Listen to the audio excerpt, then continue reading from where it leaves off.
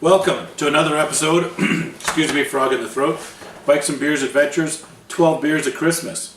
And we want to welcome you into our video podcast as we share with you... Is it frog in the throat because I'm French?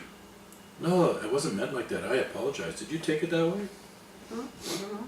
What's going on? That had nothing to do with it, but I did have that thing in my throat. I won't call it a frog now, obviously. I'm offending Stefan. But anyways, back on track. Can I get back? Where are we? Where are we? Well, I'm kind of lost now. You kind of side blinded me, blindsided me. See, I can't even talk properly. Sorry. Now you've got me all confused. Anyways, 12 Beers at Christmas, brought to you by Bikes and Beers Adventures.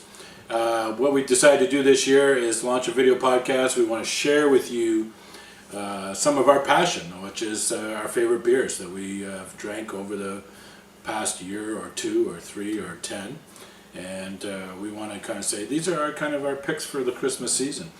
All local, all to Burlington area. Ontario. Yeah, Ontario craft beers. I think where's the furthest one we picked? St. Thomas was one. Barrie, Flying Monkeys. Yeah, Flying Monkeys. That was a Bose was probably Bose, yeah, Bose was the farthest, and Bose is a good job.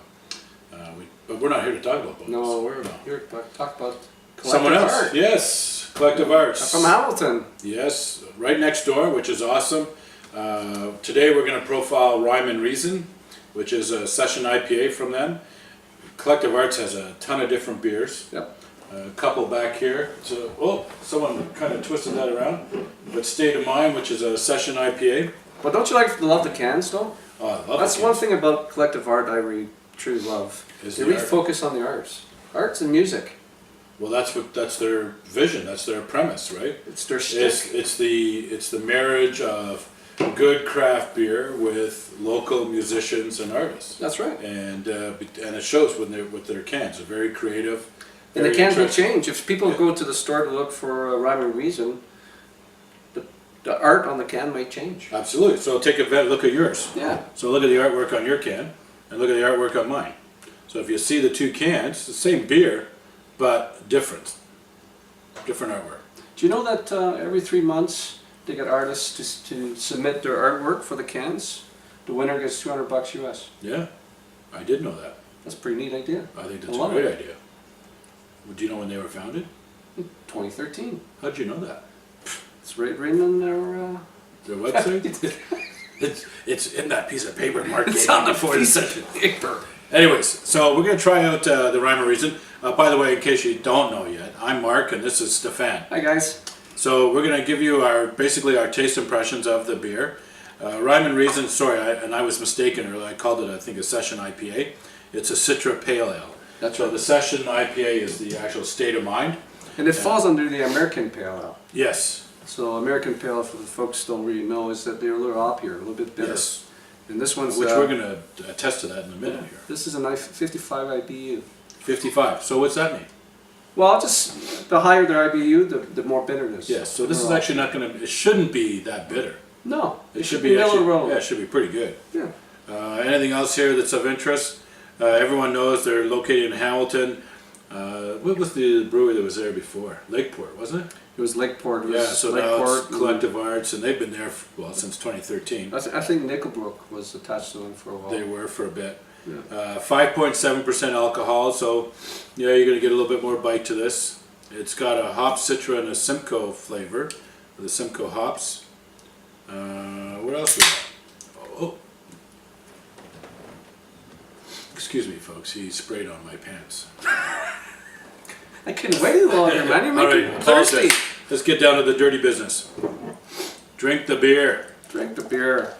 So obviously it's always great to do a good pour. So what is a good pour? Well, a good pour is actually getting a little bit ahead on your beer because it allows the gases to get out of the can and into the glass and not into your stomach. So a lot of times people... Yeah, exactly. Well, a lot of times people think, minimize the head on my beer so I'm getting more beer. The problem is what you're doing is putting all the gas in your belly. Exactly. That's why you get bloated. So it should be about ½ inch. I think I went a little crazy on mine here. You did, but maybe I did too a little bit, but not as crazy as you. No, but you look at the color, right? This is an unfiltered American Pale Ale. Which is why you get the haze. Yeah, that's right, exactly. Right, so the unfiltered gives you a bit more haze. It doesn't mean it's kind of gross or anything, it just It's just unfiltered, and it's actually quite nice to That's drink, right. typically. Last time I tried this, I get a lot of tropical notes to when I drank it. Yeah, definitely do that. A lot of tropical citrus. Very citrusy. Yeah. You know, a lot of people kind of go to the grapefruit right away. Has that grapefruit flavor, but that's kind of the hoppy part of it. Clean finish though. Yeah, it's actually not a bad finish. There's not a lot of lingering flavors. That's right. You do get a bit of, the hops kind of linger a bit, but it's actually fairly clean. It goes down nice. Yeah, exactly. Good cold beer. So actually it goes to the IBUs, the 55. I would definitely say this isn't that bad for hoppy. No, I don't think so either. So if you're, I'm not a big hoppy guy. I don't like that, but this is very drinkable. You don't like hoppy? No, I like to sit in the 20 range, 20 to 25. 20 when you get into 20. 50, gets a little too heavy for me. Isn't that called Bud Light? I think Bud Light is 500. But anyway, yeah, no. Oh my gosh. So this is actually, and you're a food guy. So, That's right. So when you're drinking this, what comes to mind to pair this with? Anything barbecue. I'd go, Yeah? deep barbecue ribs. Is that because of the hoppy taste to it? That's The to fruity, me. citrusy? Yeah, you could do a lot of citrus on your ribs and barbecue chicken. I think it'd be great for that type of food on the barbecue. Yeah, you know what's nice to it too, right? You can have it with a heavier meat even too, like a nice steak. Yeah. Because the beer itself doesn't taste that heavy. No, But you got the nice citrus, full body flavors, which would go nice with a nice barbecue sauce on top of a steak, or a nice steak sauce. Something with a little bit of spice to it. That's right. Maybe a little heat would be nice with this. I Right? agree with you. Yeah? Good point. Well done. Thanks, bro. You're becoming a little food connoisseur. Yeah, yeah, I'm gonna have to retire and do bikes and beers full time. Yeah, exactly. Yeah, I get to drink beer and eat food Perfect life, isn't and it? ride a bike. See the bike in the back, by the way. Just so you know, we're not all about drinking beer. We actually ride those things so we can get a little bit of fitness on. So we could enjoy our beers after. Yeah, exactly. But I think we enjoy more beer than we do riding sometimes. Especially at Christmas. Yeah, because I don't seem to be getting any smaller. You know what I mean? Anyway, so final conclusion on this guy? It's 2 thumbs up for me. Yeah. Collective art. I think the concept is fantastic. Great job, boys. Like the art, like the music, and the brew is just bang on. Yeah, and if you actually go to their website, I'm not going to say in conclusion this time because Charles will give me shit later. Yeah.